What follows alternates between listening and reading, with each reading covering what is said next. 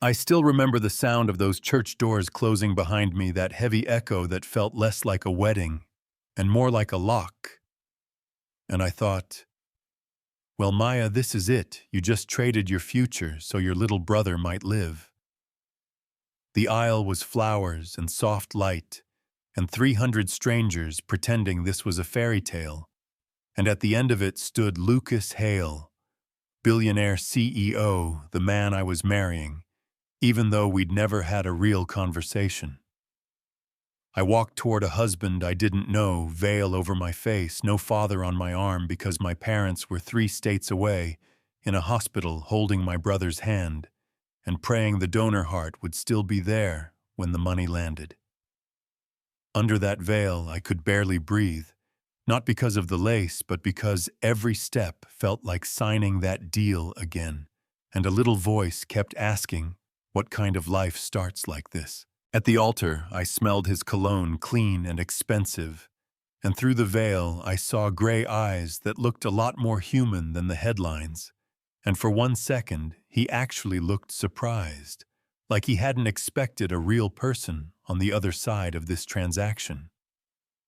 The priest talked about love, but it sounded like a contract, and when he finally said, "You may lift the veil," Lucas's hands were steady, mine were not, and suddenly we were 2 strangers staring at each other while cameras clicked.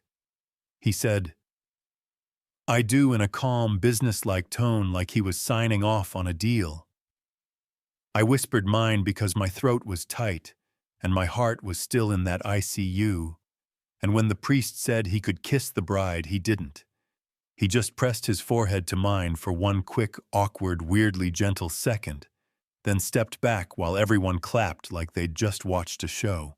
In the car to his penthouse, we sat on opposite sides of the back seat, city lights, sliding across leather, not touching, not talking, until he finally said, still looking out the window, "We're not doing this, just so you know. I'm not going to touch you. We keep it civil. We get through 2 years, your brother gets what he needs, and then we figure out the rest." I told him I wasn't scared of him. Maybe half true. And he gave this crooked little smile and said, "You should be more scared of my family than of me." When I said his grandfather already scared me enough with that contract, he finally looked at me and said, "For what it's worth, I don't like this either. But Walter doesn't ask, he orders, and he made it clear my future in the company comes with a wife in the picture." So that was us. The girl who needed money to keep her brother alive, and the man who needed a wife to keep his empire. The penthouse was all glass and marble and quiet. The kind of place where even the air smells expensive. Nothing like the apartments I grew up in. The housekeeper, Mrs. Singh, greeted me like she'd been practicing Mrs. Hale, the chef. Chef tried not to stare, and I just stood there thinking, none of this fits me. Lucas showed me a bedroom down the hall from his and said, "This is yours. You don't owe me anything physical. 2 years, your brother's bills are covered. Then you walk away with your own money and your own life, then left me alone with a closet full of clothes that fit my body but not my story." That first night I sat on the edge of a huge bed and finally cried the way I hadn't let myself cry in front of my mom, because it's one thing to say I can handle it, and another thing to hear your own name with someone else's last name and feel like you just disappeared. The days after that were quiet and surreal. I moved around like a guest in a museum, from the gym I never used to the piano I didn't touch, to the library where I pretended to read while I waited for hospital updates, thinking this is not my life, I'm just renting it. Mrs. Singh tried to anchor me with little routines, handing me coffee, asking about my brother, telling me how Lucas forgot to eat and worked until 2 in the morning. And one day she looked at his empty chair and said, "He is a good man, but very lonely, and lonely people can go either way, you know what I mean." And I just nodded because I barely knew the guy I'd married. At night we sat at opposite ends of a long table, food plated like art, And one evening I finally broke the silence and asked, "So besides existing in Forbes articles, what do you actually do all day?" And he laughed like he wasn't used to anyone talking to him like that. He told me about warehouses and shipping routes and numbers that sounded unreal. And when I asked if he liked it, he paused and said, "Nobody asked if I liked it. I was told this is what I'd be doing."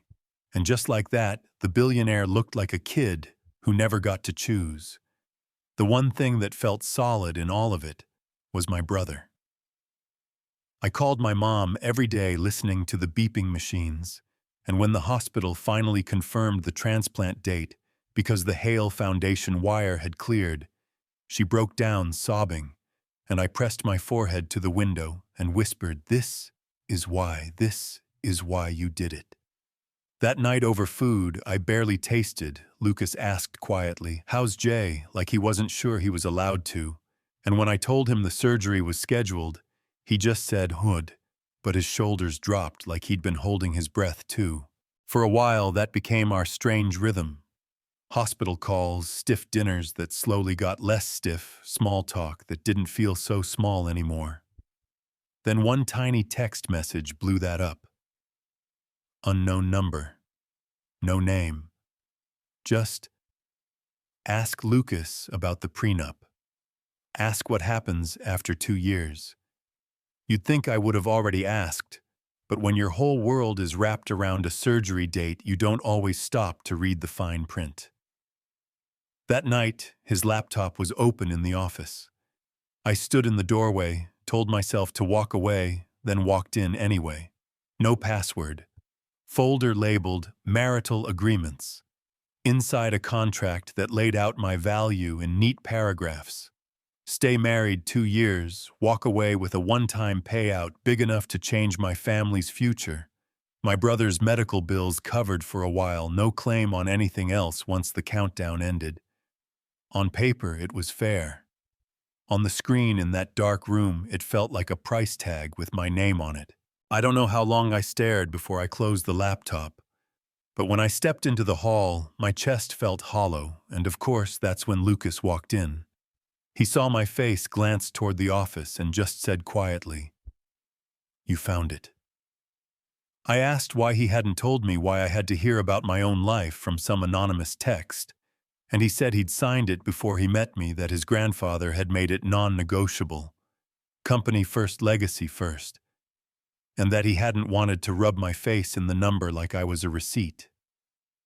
I told him it was too late for that because now every time I looked at him, I'd see a dollar amount attached to my name. He asked why it hurt, if I knew this was an arrangement, and the truth I didn't want to say was that I'd started forgetting that part. I'd started waiting for his key in the door for our dumb kitchen conversations, for the way he listened when I talked about my old students. Seeing the contract snapped it all back into temporary. He stepped closer and said, "It doesn't feel like a transaction to me anymore." And I wanted to believe him. But we both knew we didn't live alone in that penthouse.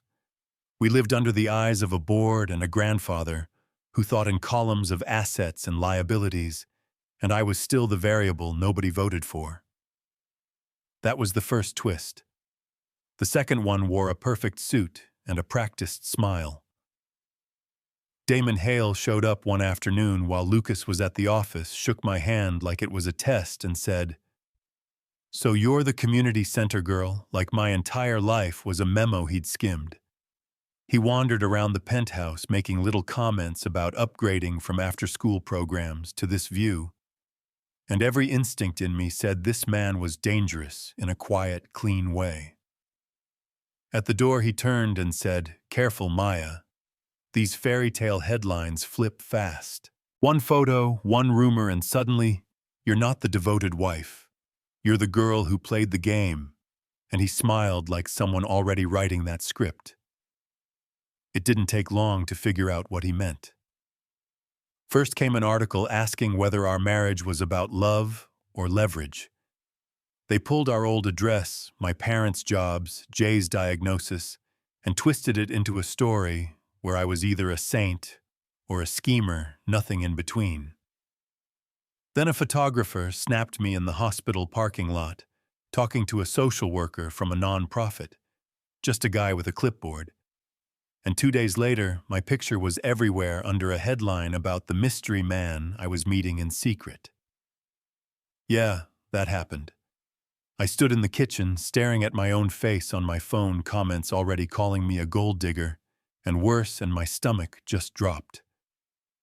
When Lucas walked in and saw the screen, I watched the anger hit him. But his first words were, "This is a setup, not what did you do?" His grandfather called again, voice full of words like optics and risk, and the board is concerned, and I heard phrases like, protect the company, and create some distance leaking through the office door. That night, I pulled a suitcase out of the closet. I didn't know where I was going. I just knew every bad headline had my face on it, and I couldn't be the reason he lost the only future he'd been allowed to have. When he walked into the bedroom and saw the open suitcase, he froze. "What are you doing?" he asked, and I said, "I'm making it easy. You can tell them we rushed it, that you were helping my family, that it didn't work." "I'll go," he shook his head. "No. I'm done letting other people decide who stands next to me." I told him he could lose his title, his company, all of it.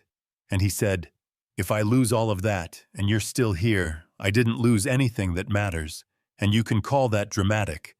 But when your whole life has been about what you're willing to sacrifice, hearing that you're not on somebody else's sacrifice list hits different. You know what I mean." The next day, he walked into the boardroom with investigators and spreadsheets and laid out exactly what Damon had been doing. Fake consulting fees, shell companies, money bleeding out quietly while everyone was busy dissecting my motives. And when they followed the trail, it didn't lead to me. It led straight to Damon's accounts. The board voted him out.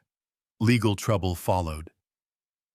Suddenly, the same people who had side-eyed my wedding photos were furious on my behalf.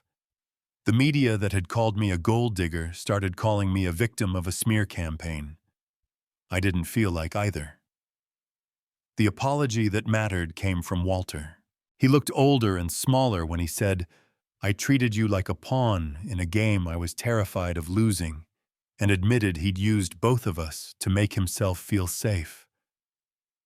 I told him I couldn't forget any of it, but I also couldn't let anger be the only thing I walked away with. And if he really wanted to fix something, he could help families like mine who were still choosing between money and medicine.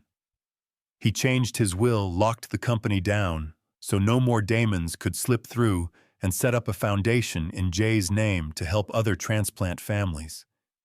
It didn't erase what happened, but it was a start. A few months later, in a smaller house closer to regular people and bad parking with takeout on the counter, and my brother yelling at a game in the next room, Lucas slid a little box across the table. No cameras, no priest, no contract. "Marry me again," he said, for real this time. No countdown, just because we want it.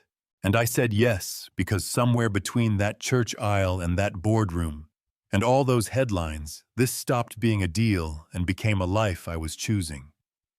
So yeah, I went from broke community center teacher to billionaire's bride to tabloid villain to inspiring story in under 2 years. And sometimes when I'm sitting on the couch watching Lucas sketch a youth center he wants to build in my old neighborhood, while Jay throws popcorn at him, I think about that first day in the church and how sure I was that I'd locked myself into the wrong story. Turns out the story had a twist I didn't see coming. Now I want to ask you something, because everybody has an opinion when they see a headline like mine. If you were in my place, if your brother's life depended on a deal like the one I made, would you sign it? Would you trade 2 years of your freedom, your reputation, maybe your heart for a chance that he gets to grow up? Or would you walk away on principle and live with whatever happens next? And when you see someone like me in the news, do you automatically think gold digger, manipulator, user? Or do you leave room for the idea that maybe they're just trying to survive a system they never built? Tell me in the comments what you really think. about money power, love, and the lines you would or would not cross for the people you love.